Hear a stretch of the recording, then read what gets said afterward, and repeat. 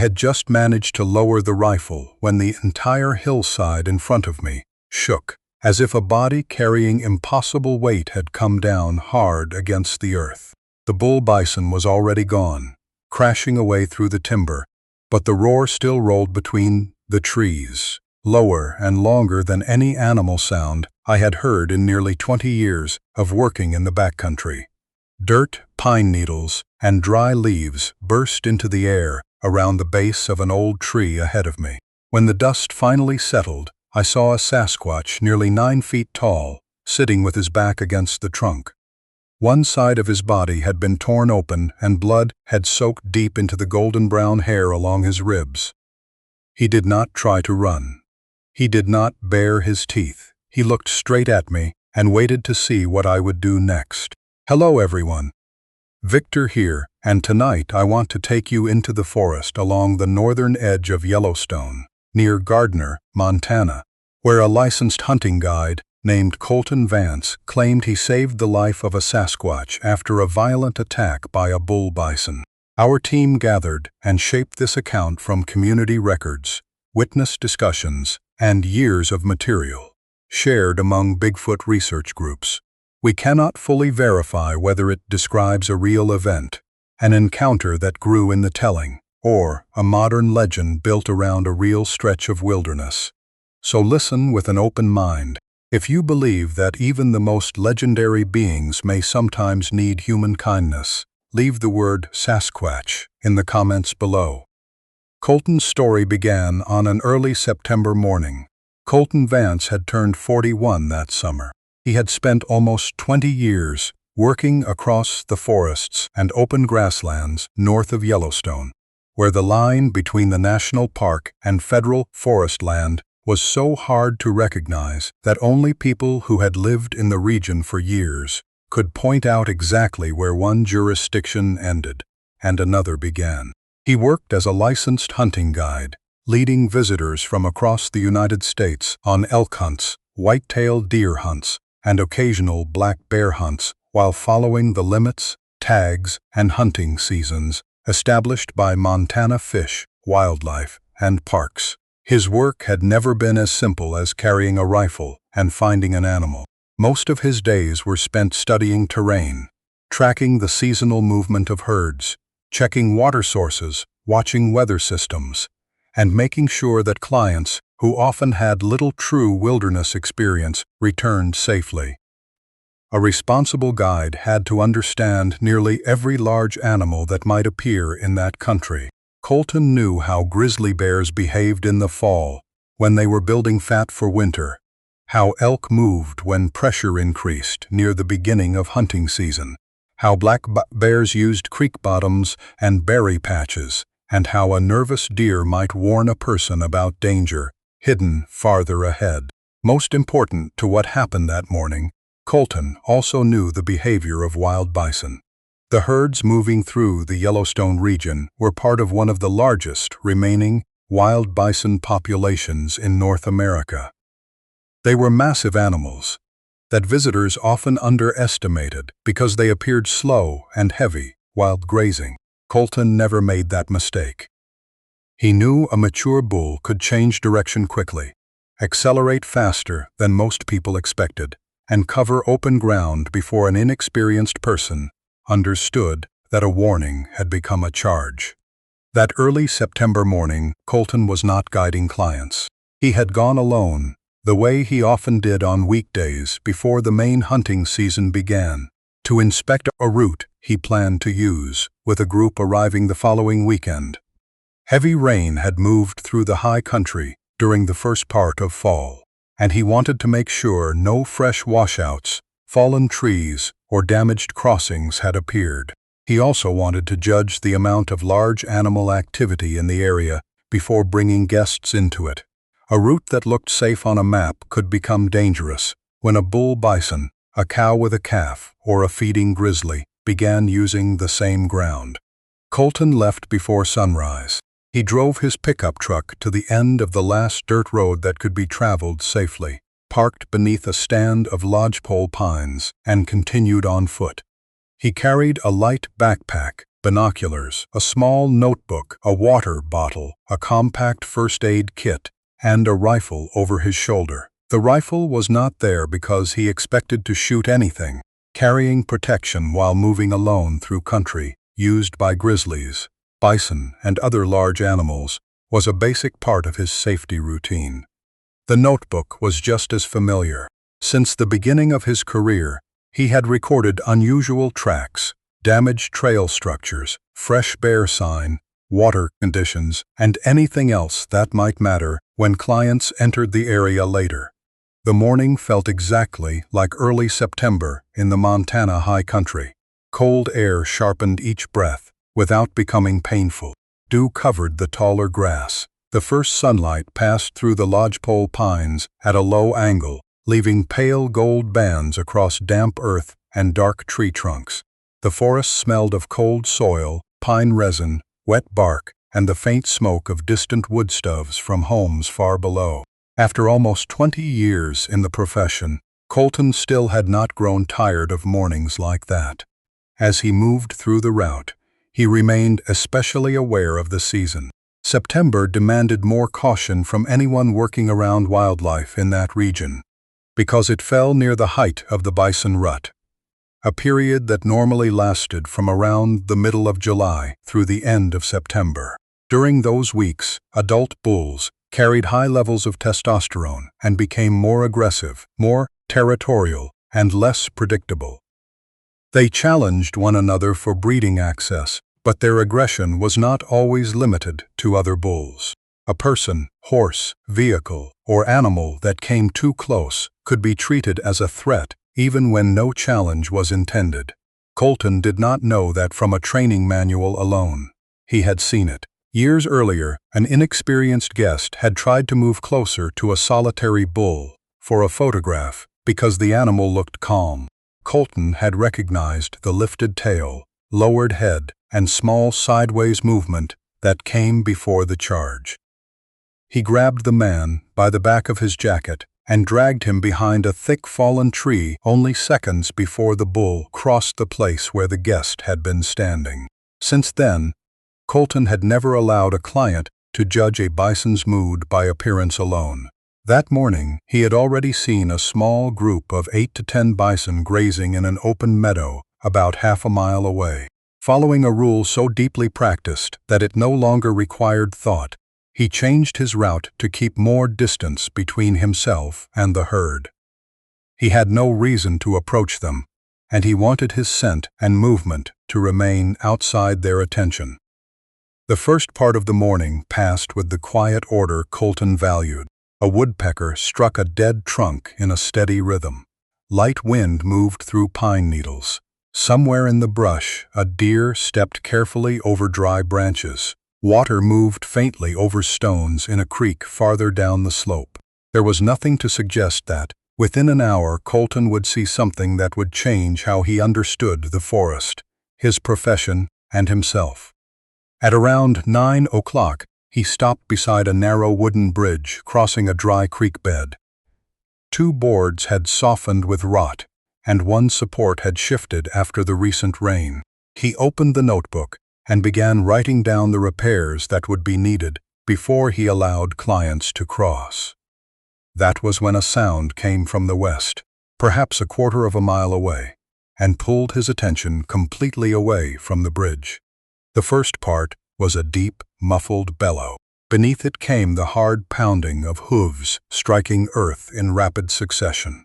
Colton immediately recognized the sound of large animals in violent conflict. It was not a bison walking, grazing, or moving with a herd.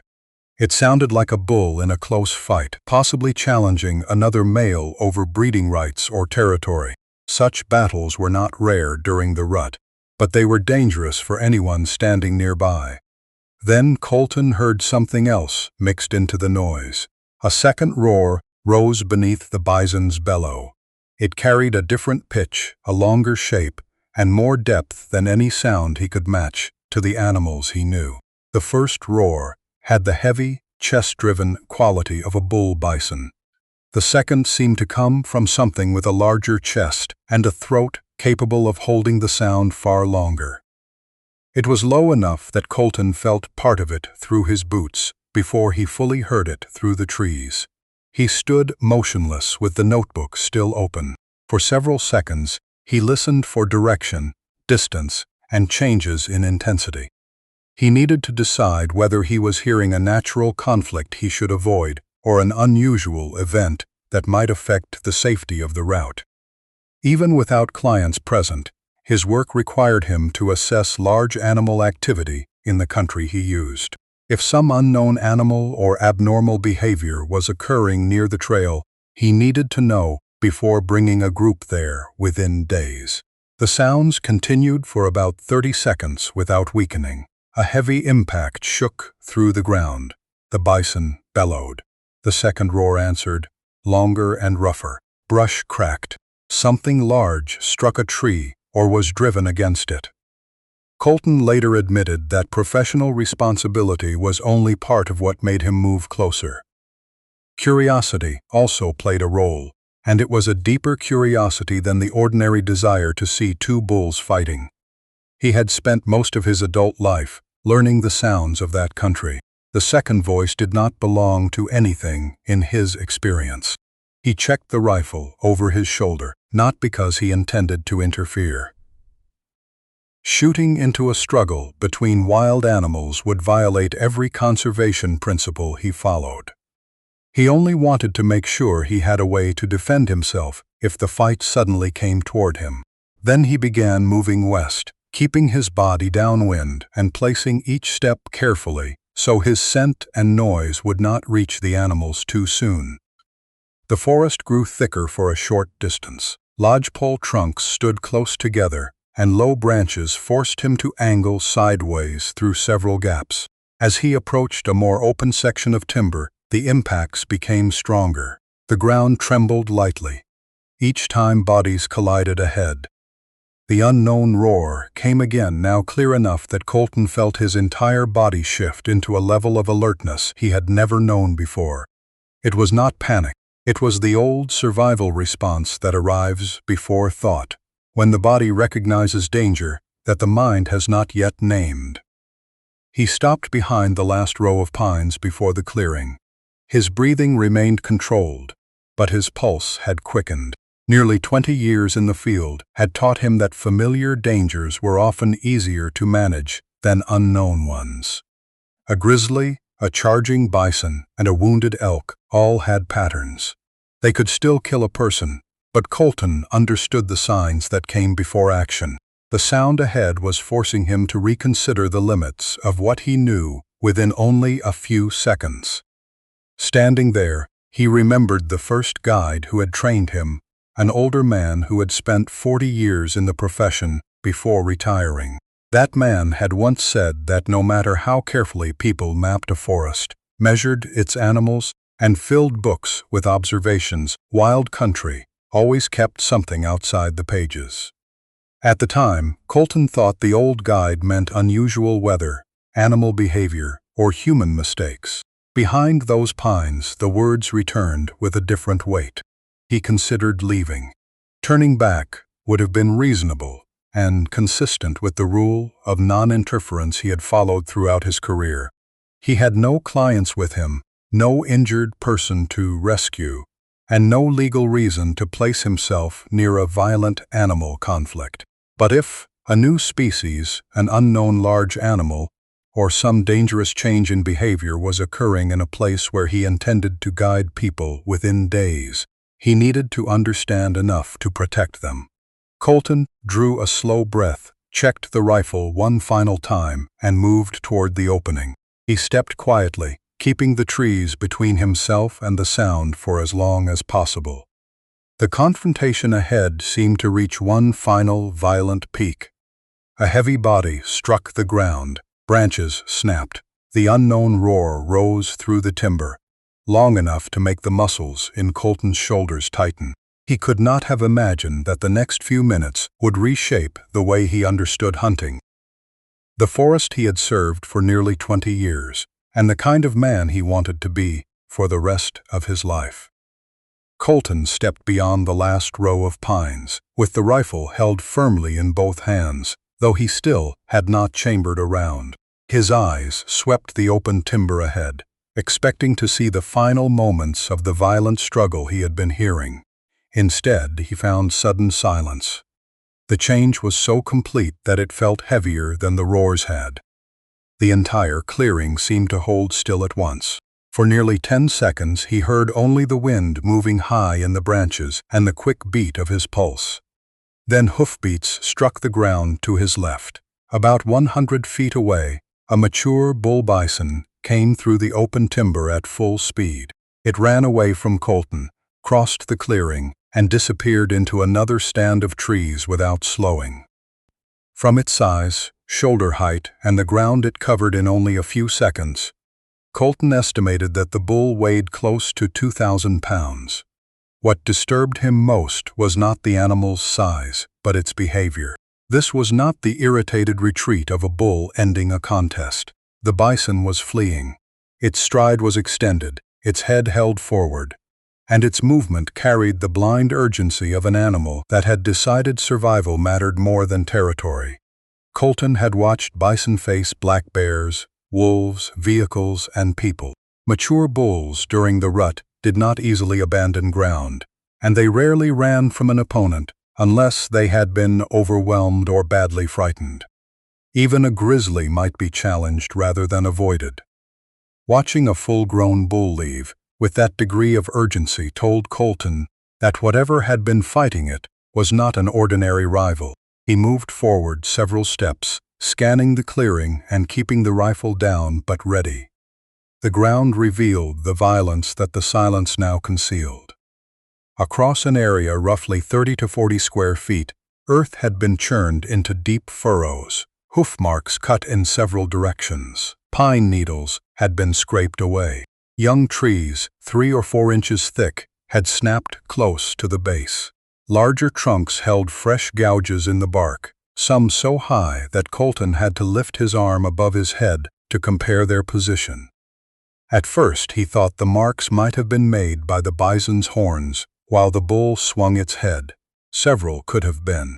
Others were too high, too straight, or too far apart. The scene suggested bodies with enormous weight had collided repeatedly and moved across the clearing without either gaining an immediate advantage. Then he saw the blood. It was not a single large pool in the center of the disturbed earth. Drops began near one side of the struggle and continued toward the northeast. Some were dark and wide where the injured animal had paused. Others formed a steady line leading into thicker pine timber. Colton remained still and worked through the situation the way training had taught him.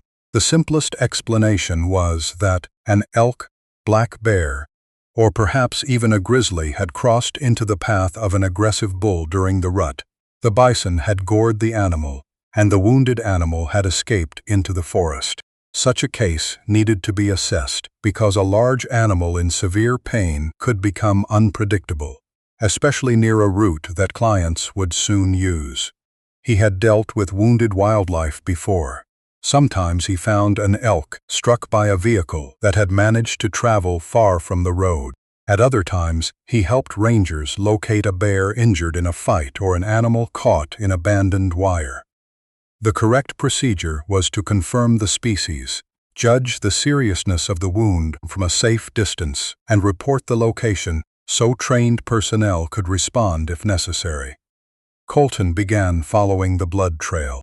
He kept enough space between himself and the nearest cover to move away quickly if the wounded animal turned back.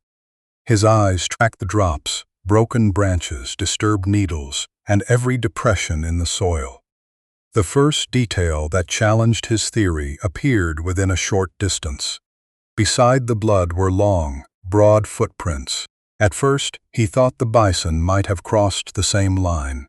A closer look showed no split hoof. Each impression had a wide heel and a front that spread into the faint shapes of toes. The tracks resembled bare human feet, but they were far larger than the feet of any person he had ever seen. More important, they followed a consistent two-legged pattern. One print landed ahead of the other, with a stride much longer than an adult man's normal step. There was no second line of forefeet, no paw marks, and no evidence that a four-legged animal had risen briefly before dropping down again. Whatever left the tracks had moved upright for the entire distance.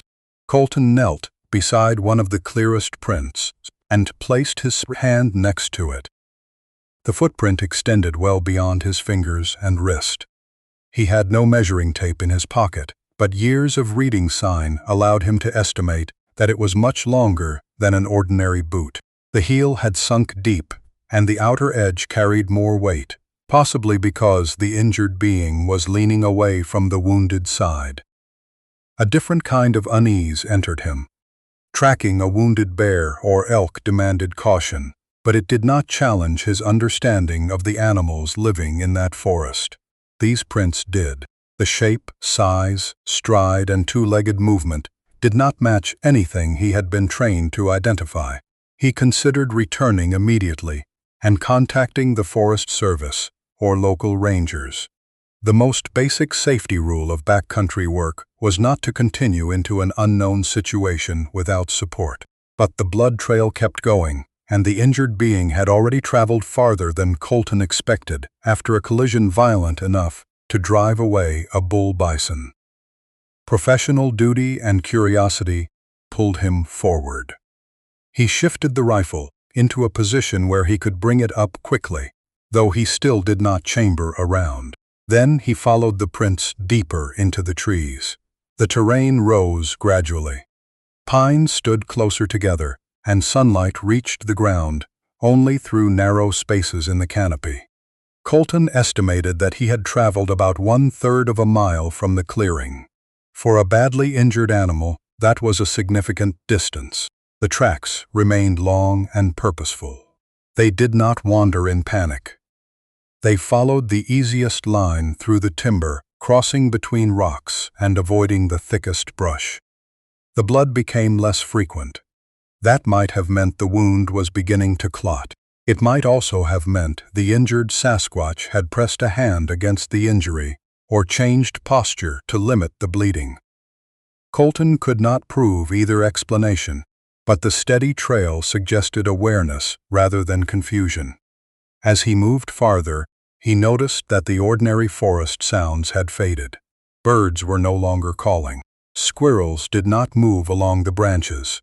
Even the small rustling of mice and insects beneath dry needles seemed absent.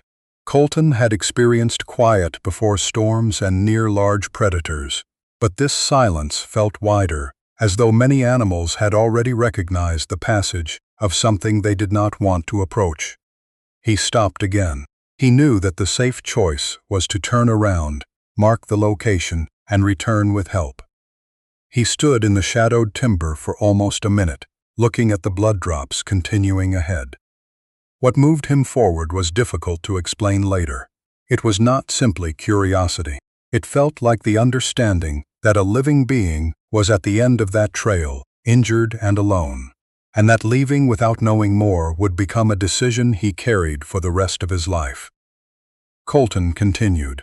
Along the next section of trail, he began finding small branches broken at regular intervals. They did not look like random damage from a body crashing through brush. Some had been bent downward and snapped cleanly at about the height of his chest or shoulder.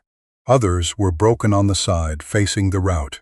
The pattern almost looked like deliberate markers, as though the injured Sasquatch had been keeping track of the path or leaving signs that could be followed. He crossed a narrow, dry creek by stepping onto a flat stone in the center and climbed a gentle slope into older forest.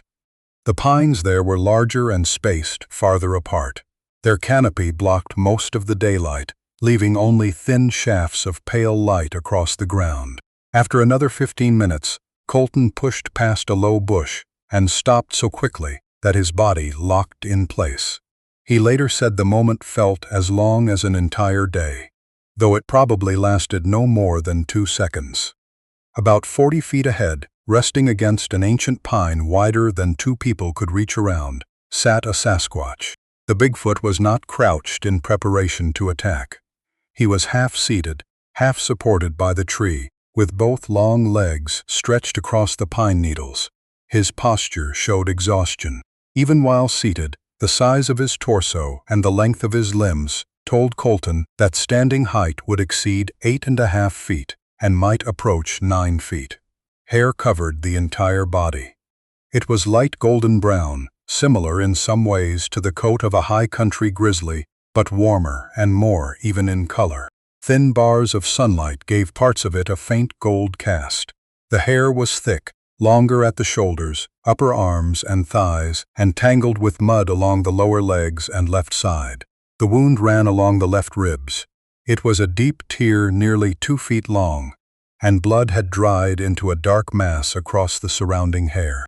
Fresh moisture still appeared at the lower edge. From the shape and direction of the injury, Colton believed a bison horn had struck from the side and opened the flesh while the two bodies were moving against one another. The face held him more than the wound. It was not human, but it carried enough human-like structure to make simple animal categories feel inadequate. The cheekbones were high and broad, the nose was wide, the jaw was heavy without becoming muzzle-shaped. The forehead was low and sloped slightly backward beneath shorter hair. Then Colton met the eyes. They were dark amber, steady, and fully focused on him. He had looked into the eyes of grizzlies, wolves, wounded elk, and angry bison. Wild animals usually displayed some combination of fear, threat, confusion, or the urgent search for escape. The Sasquatch showed none of those in a familiar form. The expression seemed to hold one clear quality: waiting. The rifle rose partway in Colton's hands before he consciously chose to lift it. His finger moved near the trigger guard without resting on the trigger. 2 decades of training had placed him in a defensive position. Every practical rule told him that an unknown being of that size possessed enough strength to kill him in seconds. Yet the details did not match an immediate attack. The Sasquatch's shoulders were not set for a charge. The hands remained open on the thighs. The mouth did not pull back to expose teeth. No warning roar or growl came from the chest. The Bigfoot watched Colton, breathed through the pain, and made no move to close the distance. Colton stood there for 10 or 15 seconds. Fear, professional analysis, disbelief, and curiosity all competed in him at once.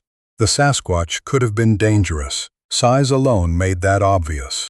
But danger was not the same as intention, and Colton had built his career on reading the difference between what an animal could do and what the animal was preparing to do. Each breath lifted the broad chest and abdomen. A small tightening passed through the left side every time the ribs expanded. The sound was quiet but strained. The hands were especially important to Colton. The fingers were long and thick, and the nails were short and blunt rather than claw-like. Both hands rested openly, not clenched or ready to strike. Colton moved slowly to one side so he could see the injury from a better angle without advancing directly. The amber eyes followed him. The head turned, but the body did not tighten. From the new position, he saw swelling beginning along parts of the wound. Dried blood had hardened the hair, and the tear was deep enough to expose tissue beneath it. Colton knew injuries from bison horns could damage muscle, break ribs, and reach internal organs. Even if the Sasquatch survived the initial strike, infection might still kill him. The question in Colton's mind changed. At first, he had asked whether the Bigfoot was dangerous. Now he found himself asking whether the existence of danger gave him the right to fire at a wounded being that was not attacking him. He had a rifle, experience, and the practical justification of personal safety. The Sasquatch had size and unknown strength. But in that moment, the Bigfoot was sitting against a tree, bleeding, and waiting to learn what kind of man had followed the trail. A light wind moved through the pines. It carried the smell of resin, damp earth, blood, and wet animal hair, though the scent was not exactly like bear or elk. The Sasquatch shifted slightly against the trunk, trying to reduce pressure on the wounded ribs. A small moan escaped his throat. The sound was weak, almost too quiet for such a large chest. That contrast broke through the defensive distance Colton had been trying to maintain. He no longer saw only an unidentified large animal. He saw a living being in pain, alone in the forest, making no attempt to harm him. Colton lowered the rifle. His father's voice returned from years earlier, from the first time he had been taught to shoot at 12. A real hunter did not kill because he enjoyed having power. He killed only when there was need, and he respected every life he took. Colton had followed that teaching for years, but never in a situation where the meaning of need was this uncertain. The barrel dropped until it pointed at the ground. Any guide watching might have called the decision reckless. Colton understood that. Still, another instinct had begun to guide him, one deeper than the reflex to survive at any cost. It was the instinct to approach suffering when retreat would be easier. He stepped forward slowly. Each foot came down carefully. His mind stopped calculating what colleagues, clients, or family might say. He watched the amber eyes and moved closer. The Sasquatch did not become more tense. If anything, the enormous shoulders relaxed by a degree so slight that another observer might have missed it. Colton stopped about 10 feet away. At that distance, he could see individual strands of golden brown hair, the rough texture of the skin around the eyes, the dried blood along the ribs, and the measured rise of the chest. The space between them felt charged, but not with the immediate threat of violence. Colton leaned the rifle against a nearby tree. By every ordinary safety standard, it was one of the least logical decisions he had ever made. Yet keeping the weapon in his hands felt wrong. With both hands, visible and empty, he lowered himself onto one knee. From close range, the injury looked worse. The edges had started to swell. Dirt, hair, and dried blood had collected around the tear. Colton had treated injured clients, working dogs, horses, and wildlife during emergencies. He knew that without cleaning, pressure, and protection, the wound had a serious chance of becoming infected. He looked up. The Sasquatch held his gaze. There was no common language, no gesture that could be translated with certainty. But Colton felt a form of permission. The Bigfoot was watching every movement and choosing not to stop him. Colton reached for the outer jacket he was wearing, took the small hunting knife from his belt, and prepared to destroy the coat in order to save the life in front of him. Colton removed the heavy water-resistant jacket and laid it across the pine needles. He had worn that coat through cold, rain, snow, and long mornings waiting above timberline. Now he used the hunting knife to cut it into long strips. The knife had opened food packages, trimmed rope, repaired tack, and dressed game. He had never imagined using it to make bandages for a wounded Sasquatch. His mind settled into the automatic order of first aid. That helped. It gave him a sequence to follow when everything else about the encounter remained outside experience. He set the knife down where the Bigfoot could see it, opened his water bottle, and moved closer to the wounded side. Before touching the injury, Colton spoke quietly. He did not know what words the Sasquatch could understand, if any, but tone mattered with frightened animals. He explained each movement the way he might speak to a wounded horse or an injured client. He told the Bigfoot that he was going to clean the blood, that the water would be cold, and that he would stop if the pain became too strong. The Sasquatch watched him. The dark amber eyes moved from Colton's face to his hands and back again. No growl came from the chest. The hands remained open. Colton poured a small amount of water over part of the wound. Mud and dark blood loosened and ran through the golden brown hair. The Sasquatch's body tightened, and one hand pressed harder against the thigh, but he did not strike or pull away. Colton paused, waited for the breathing to settle, then continued. The process demanded patience. The tear was deep, and the surrounding hair had become stiff with dried blood. Colton used pieces of the cleanest inner fabric to wipe around the wound rather than across the open tissue. He removed dirt, loose pine needles, and clotted material without forcing anything deeper. Every few minutes he stopped and watched the Bigfoot's face for signs that the pain had become unbearable. Injured wild animals rarely allowed that kind of approach. Colton had seen deer injure themselves further while trying to escape help. He had watched a trapped coyote bite at tools and hands. Bears in pain could attack even when physically weakened. The Sasquatch certainly felt every touch, but his response was not blind resistance. At one point, Colton needed to reach farther around the back to see where the tier ended. Before he could decide how to ask for movement, the Bigfoot shifted the left shoulder forward and leaned slightly away from the tree. The change exposed the area Colton needed to examine.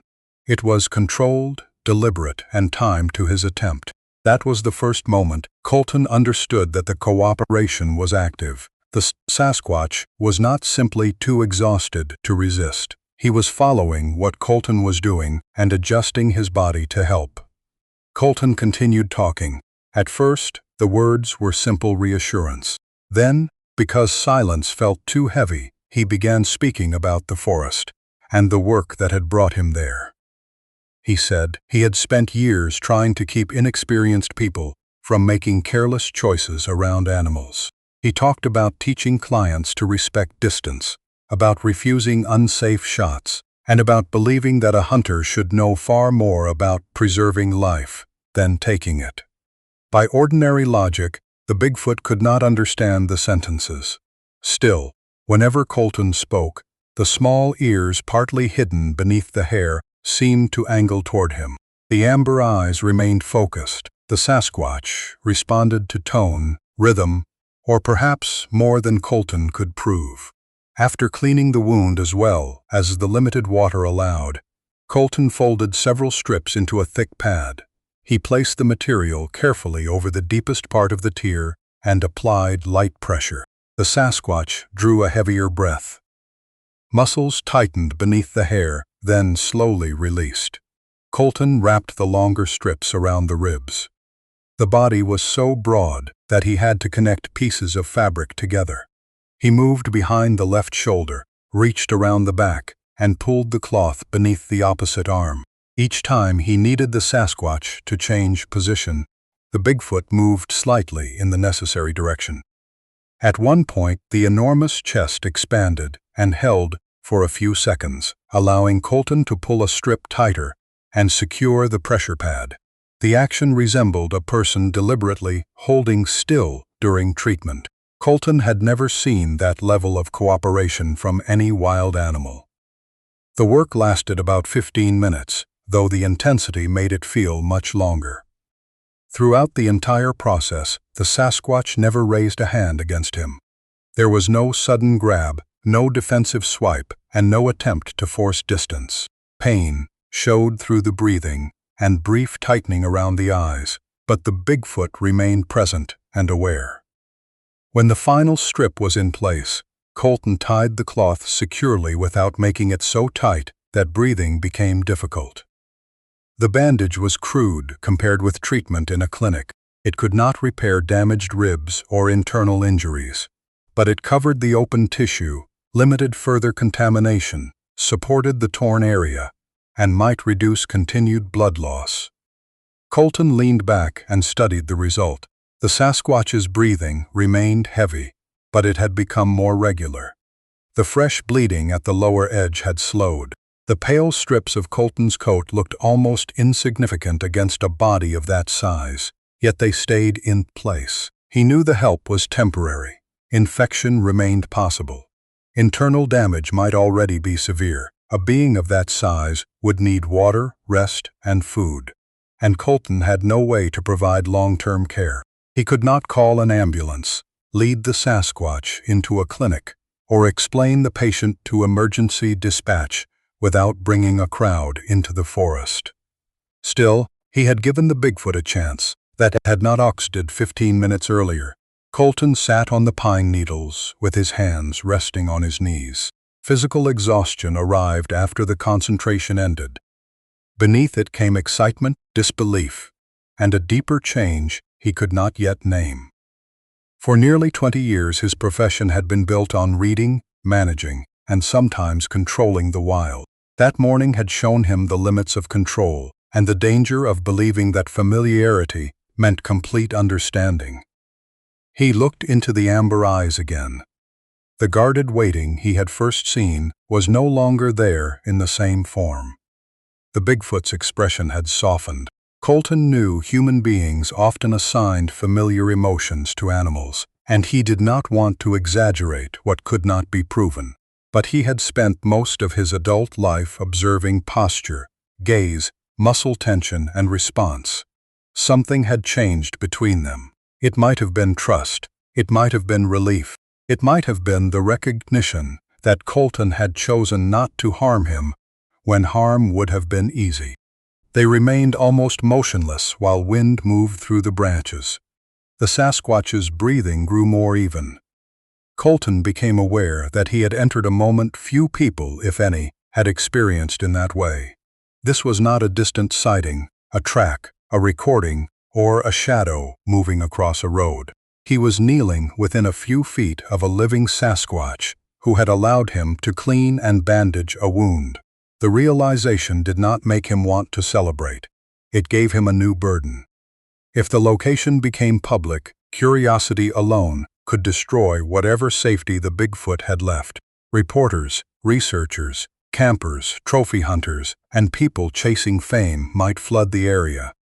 The injured Sasquatch could be cornered before recovering. If others of the same kind lived nearby, their routes and shelters could be exposed. Colton began thinking about what he would say when he returned. He could not ignore the signs of the bison conflict, especially near a route used by clients. He needed to report the dangerous bull activity and the wounded large animal, but revealing every detail would place the Sasquatch in greater danger than the bison horn had. The choice was not fully formed yet, but the responsibility had already settled on him. He would have to protect the truth without allowing the truth to become a weapon. He stayed seated because standing too quickly felt like it might break the fragile understanding between them. He looked down at the dried blood across his hands. Those hands had carried rifles, tied ropes, guided nervous clients, and performed the practical work of hunting. That morning, they had done something opposite to the purpose most people associated with a hunter. A man trained to take life had used the same steadiness to preserve it. The irony did not make Colton reject his profession. Instead, it changed what the profession meant. Hunting had always required judgment, but he now understood that judgment was not only the ability to identify a legal target and make a clean shot. It was also the ability to recognize when power should not be used. After a few more minutes, Colton placed both hands open in front of him and eased backward. He wanted the Sasquatch to see that the knife had been put away, the treatment was finished, and the rifle remained against the tree. The forest was so quiet that the faint rubbing of the cloth against golden-brown hair could be heard each time the broad chest rose. Colton stood slowly and moved back 3 steps, creating enough room for the Bigfoot to choose what happened next. The Sasquatch placed the right hand against the ground and wrapped the left hand around the pine trunk. The large fingers pressed into the bark until several dry pieces broke loose. He began to stand. The movement was slow and painful. First, the Sasquatch drew the right leg closer. Then he shifted weight toward the side that had not been injured. Pressure crossed the wounded ribs, and the Bigfoot stopped halfway, with the shoulders tightened and breath held. Colton moved half a step forward by reflex, then forced himself to stop. A body that size could not be supported safely by one man. Trying might make them both fall, or trigger an instinctive defensive response. The Sasquatch tightened his grip on the trunk and pushed again. His knees remained deeply bent and the back curved forward. At half height, he paused to breathe. Then, with one powerful but controlled movement, he straightened both legs and brought the full body upright. Colton had to tilt his head back. Even while slightly hunched from pain, the Bigfoot stood far above him. The top of the head nearly reached the lower branches. Broad shoulders blocked part of the pale daylight. The arms hung close to the knees. The bandage looked small across the enormous ribs, but it had not shifted. Colton could not decide what more he could offer. His water bottle held too little to matter, and the Sasquatch probably knew every spring in the region. Searching for food would require him to remain longer, and might create more stress. Calling for help would expose the Bigfoot to people who might arrive with weapons, cameras, and no understanding of what had happened. The only help left was space. Colton moved farther back. The Sasquatch stepped away from the tree. The first step was short and unstable. The left foot landed, then the right followed, with the body angled to protect the wounded side. The second step was steadier. By the third, the Bigfoot had found a slow rhythm. Instead of turning immediately into the forest, the Sasquatch stopped in front of Colton. Only a few feet separated them. Colton felt warmth from the enormous body and smelled damp earth, wet hair, blood, and pine resin. The instinct to remain alert was still present, but it no longer controlled his hands. He did not look toward the rifle. He did not back away. He did not reach forward. The Sasquatch lifted the right arm. The movement was slow enough that Colton could have stepped away. The hand opened, fingers slightly curved, and came to rest gently on Colton's left shoulder. The broad palm covered much of the upper shoulder. Warmth passed through his shirt. The weight was firm enough to be unmistakable, but not enough to hurt. The contact lasted perhaps 2 seconds. There was no grip, no pull, and no attempt to use Colton for balance. The tree stood closer and offered far greater support. The touch was chosen. Then the hand lifted away. Colton never claimed he could prove it meant thank you. He understood the danger of forcing human meaning onto animal behavior. But he also knew the difference between accidental contact and deliberate action. The Sasquatch had stopped, turned toward him, raised one hand, touched his shoulder, and withdrawn. Afterward, the Bigfoot turned northeast and moved into the trees. He limped, but no longer staggered. Each step compressed the pine needles. Pale strips from the jacket remained visible against the golden-brown hair, then faded as the forest shadow deepened. The Sasquatch did not look back. He crossed one shaft of sunlight, placed a hand against a trunk for balance, and continued toward lower ground. A branch moved. The nearly 9-foot body disappeared. Colton remained in place for a long time. When he finally reached for the rifle, both hands were shaking. The shaking did not come from fear that the Sasquatch might return. It came from the weight of what had already happened. The tracks, blood, broken branches, and scraps of fabric were all physical. None of them made the touch on his shoulder easier to understand. On the walk down, Colton repeatedly touched his left shoulder. The Sasquatch's hand had left no bruise, no torn fabric, and no visible mark. Still, the memory of that broad palm remained more present than the rifle against his back. He knew that stress could alter perception. He knew the human mind could enlarge moments that carried fear or wonder. He also knew what he had seen in the amber eyes and what he had felt when the Bigfoot chose contact instead of distance. Lowering the rifle had become the only decision he could imagine living with. Colton returned along the same route.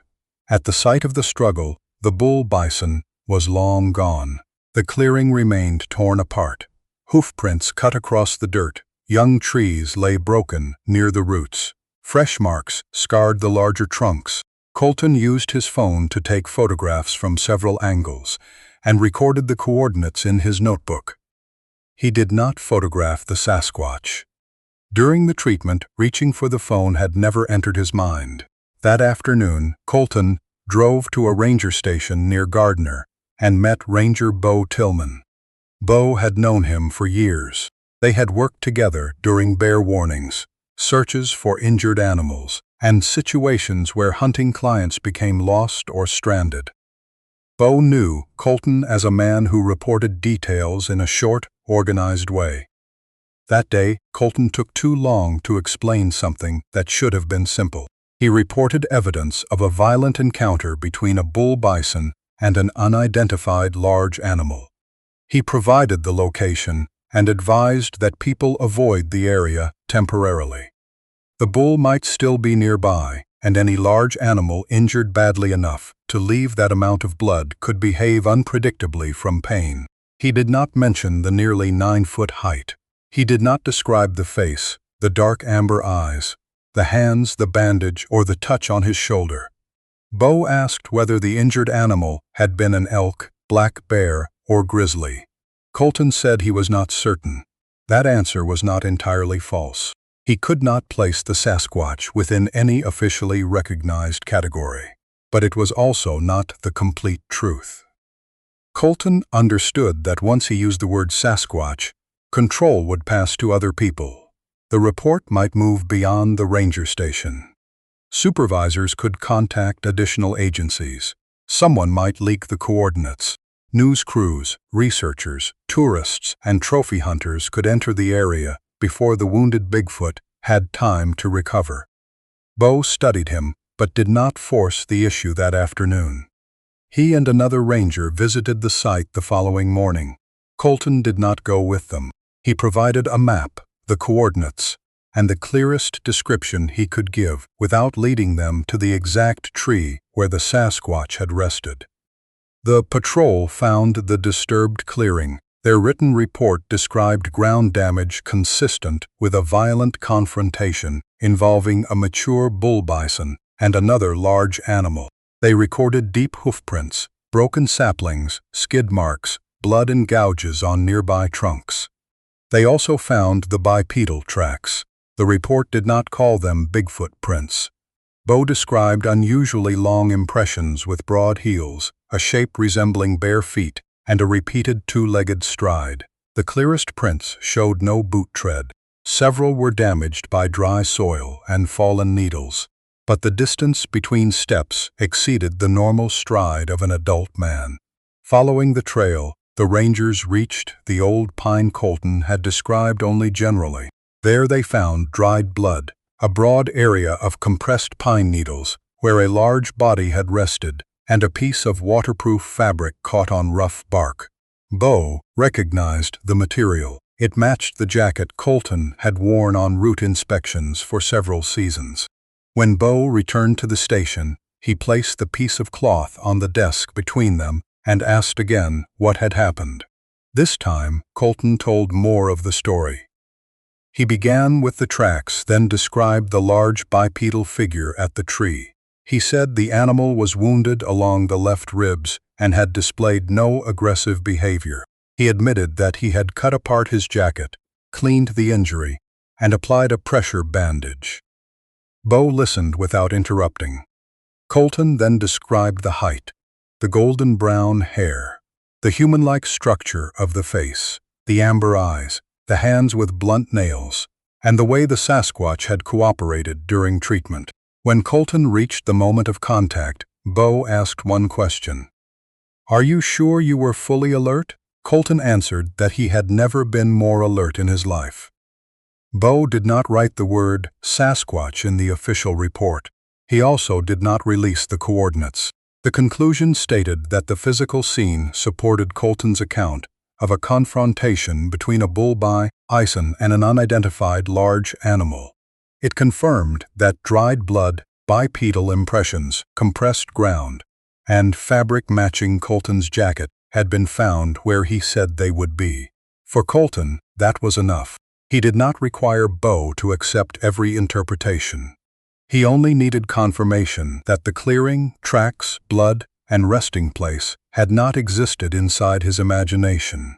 Colton returned to the area in the following weeks. Rain had erased most of the prints around the tree. The blood darkened, faded, and disappeared into the ground.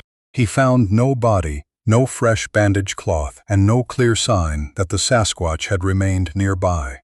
A few broken branches suggested a large being had continued northeast, but the trail vanished across stone. The encounter changed the way Colton worked. He continued guiding legal hunts. He continued carrying a rifle and respected the role-regulated hunting could play in wildlife management. He did not suddenly condemn every hunter or deny the realities of managing animal populations. What changed was the amount of time he spent teaching people to observe before deciding. He became less patient with clients interested only in trophies. If a guest talked about the animal only as a head for a wall or a number to measure, Colton paid closer attention to every decision that person made. He canceled trips when he believed a client lacked the discipline to follow safety and conservation rules. Some people became angry. Colton accepted the lost money. He began telling clients that the ability to make a clean shot did not mean every possible shot should be taken. A legal opportunity was not automatically a necessary one. A guide's responsibility was not simply to bring a hunter within range.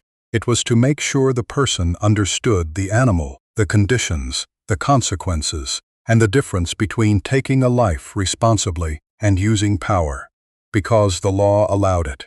His wife, Sadie, noticed the change before he told her the full story.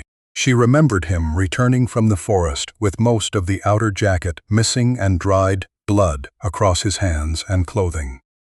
Colton said the blood did not belong to him and gave only a short explanation about an injured animal. Sadie also noticed the unusual quiet. He had always been thoughtful after difficult days, but this was different. He moved through the house as though part of him remained beneath the pines. Months passed before Colton described everything. Sadie listened without mocking him or demanding proof. When he finished, she did not ask why he had lowered the rifle. She asked what would have happened if he had not. Colton had no answer he could bear to give. He imagined firing from 35 feet. A bullet placed into the chest or head might have killed the wounded Sasquatch before the Bigfoot could stand. Colton could have told himself he acted from fear and safety. The physical evidence might have drawn investigators anyway. A body would have brought far more attention than a trail of prints. The forest could have filled with people looking for others. He also imagined what the choice would have done inside him. Colton had spent his career making decisions involving life and death. The most important decision he ever made had not been a difficult shot. It had been the refusal to take one. He possessed the ability to pull the trigger. He had a reason to feel afraid. He could have used uncertainty as justification. Instead, he waited long enough to see that the Sasquatch's hands were open, the body was exhausted, and the eyes held no intent to attack. Later, Colton said that boundary changed his life. Having the legal right, physical power, or practical excuse to do something did not mean it should be done. The forest did not grant human beings complete authority merely because we entered carrying rifles, maps, scientific names, and regulations written in our favor. That morning, the injured Sasquatch could not control which human being followed the blood trail. His survival depended on the character of the person who found him. Colton chose to preserve life rather than end it. During the 2 seconds when the enormous hand rested on his shoulder, he believed the choice had been recognized. Years later, he still refused to give the exact location. He shared only the general country north of Yellowstone and the record Bo had kept. He understood that skeptics would say the account lacked enough evidence. Others would insist he should have taken photographs, collected hair, or led a team back immediately. Colton accepted those criticisms. At the time, proving the existence of Sasquatch had not mattered as much as allowing one wounded individual to leave the forest alive. He had entered the trees that morning as a man responsible for reading danger. He returned as a man who understood that suffering could exist inside what frightened him, and that restraint could demand more courage than action. Last week, someone left a comment beneath one of my videos. The person asked, "Victor, in the stories you tell, there is often a large being who steps forward to protect people when they are at their weakest. But if the situation were reversed and a human being had to decide whether to save a Bigfoot, would we deserve to be trusted?" I read that question several times. The longer I thought about it, the more Colton Vance's account felt like an answer rather than only an encounter. Colton was not a casual hiker who accidentally walked into a mystery. He was a professional hunting guide who had spent nearly 20 years reading animal posture, judging distance, recognizing danger, and deciding when a rifle should be used. His training mattered because the most important part of the story is not simply that he treated the Sasquatch's wound. It is the moment before that, when experience told him to remain ready, while careful observation showed that the injured Bigfoot did not need another injury. He needed a chance. We often speak about kindness as if it becomes easy once all uncertainty is gone. But nothing was clear in that Montana forest. Colton did not know exactly what the Sasquatch was. He did not know how quickly the Bigfoot could stand, how much strength remained in the long arms, whether others were nearby, or whether moving closer would become the final decision of his life. There was no official procedure for approaching a nearly 9-foot Sasquatch, injured by a bull bison. He had only a collection of details. The hands remained open, the nails were blunt. The shoulders did not tighten for a charge. The breathing was heavy and painful. The amber eyes followed him without looking for escape or attack. A weak moan came from a body large enough to make nearly any person raise a weapon. Colton was afraid. He never denied that. Fear was not a failure of character. In the wilderness, fear could sharpen attention and keep a person alive. But fear was not meant to make every decision. Courage did not begin after the fear disappeared. It began when Colton recognized the fear, respected the warning it carried, and still allowed himself enough time to ask whether the danger in front of him was real. He could have accepted the easiest explanation. An unknown being of enormous size had to be a threat. A wounded animal had to be unpredictable. Personal safety had to come before every other concern. Each statement contained some truth. Together, they could have allowed him to fire without looking longer. Colton kept observing. That small amount of time may have separated life from death. A few more seconds to notice the relaxed fingers. One additional breath before moving near the trigger. A moment to ask whether the being in front of him was threatening him or suffering. Many tragedies do not begin with deliberate cruelty. They begin when a person reaches a conclusion too quickly and acts before seeing enough. While working on this account, I returned to public warnings about bison around Yellowstone. A mature bull during the rut can weigh close to 2,000 pounds. He can accelerate faster than his heavy build suggests and react violently when he believes something has challenged him. Visitors are injured in bison encounters far more often than many people realize, usually because they misunderstand distance, body language, or speed. That context matters. A Sasquatch approaching 9 feet in height might possess extraordinary strength, but size does not create invincibility. A bull bison's horn can tear through flesh, break ribs, and damage internal organs. A powerful being can still be knocked down. A being associated with strength can still bleed, become exhausted, and reach a moment when survival depends on someone else. That may be the hardest part of the viewer's question. Do human beings deserve to be trusted? There is no answer that covers all people at once. Humanity does not stand in the forest as one body making one choice. The answer is given person by person, moment by moment, through decisions made when no audience is present. Colton did not represent every human being, but in a remote section of timber with no witness, no reward, and no promise of praise, he gave his own answer. He lowered the rifle. He placed it against a tree. He cut apart a valuable jacket. He knelt beside a Sasquatch who could have killed him with one movement and used hands trained to hold a weapon to clean and bind a wound. He did not do it because he knew the Bigfoot was harmless. He could not know that.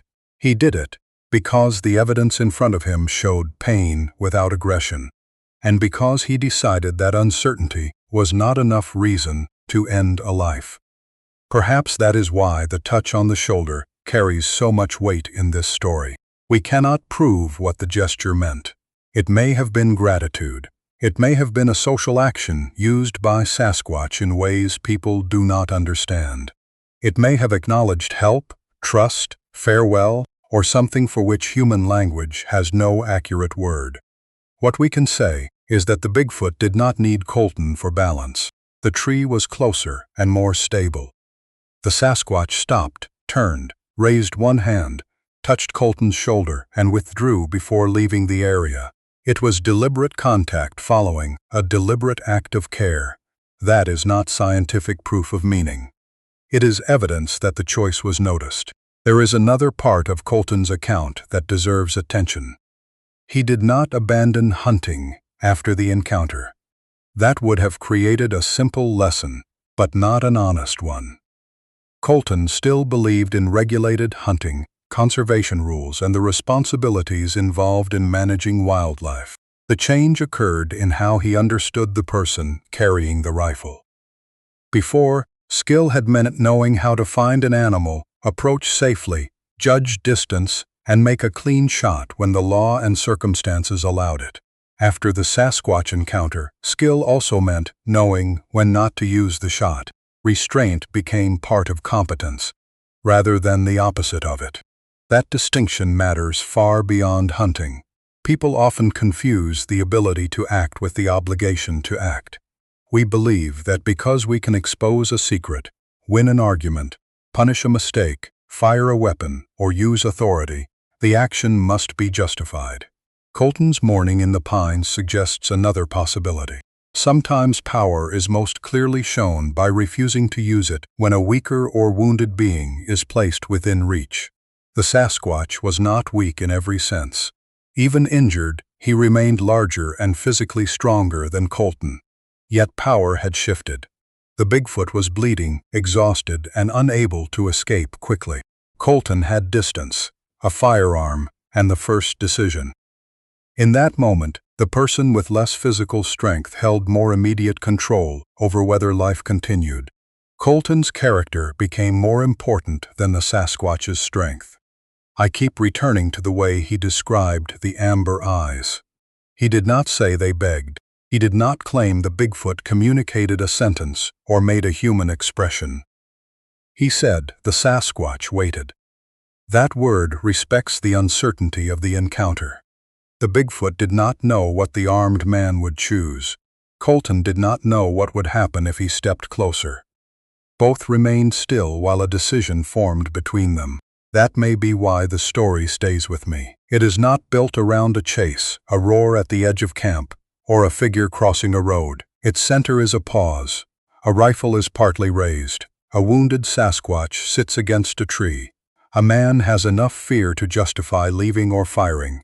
Then he looks again. Sometimes looking again is the bravest action available. Sadie's question also remains with me. She did not ask why Colton lowered the gun. She asked what would have happened if he had not. We can imagine the immediate result, but the deeper consequence would have reached far beyond that tree. Colton might have killed a being who had chosen not to attack. He might have spent the rest of his life defending the choice, while knowing that another option had been present. Instead, he carried a different memory. His jacket was destroyed, his hands were covered in blood, and he returned without proof strong enough to satisfy the world. But somewhere in the forest, a wounded Sasquatch walked away with a bandage around his ribs. Colton never learned whether the Bigfoot fully recovered. He never saw the Sasquatch again. That uncertainty prevented the story from becoming a neat rescue tale. The treatment might have saved the Bigfoot. It might only have reduced pain and bought time.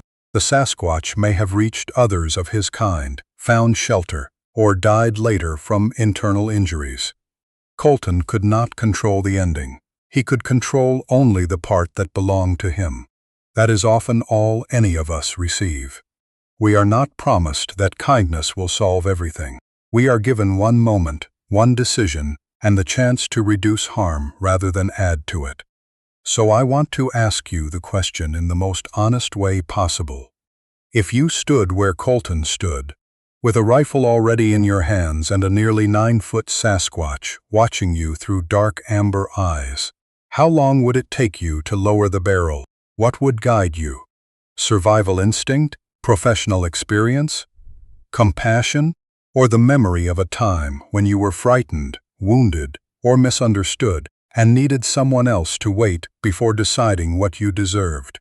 There is no easy answer, and I do not think there should be. The purpose is not to judge people who admit they might retreat.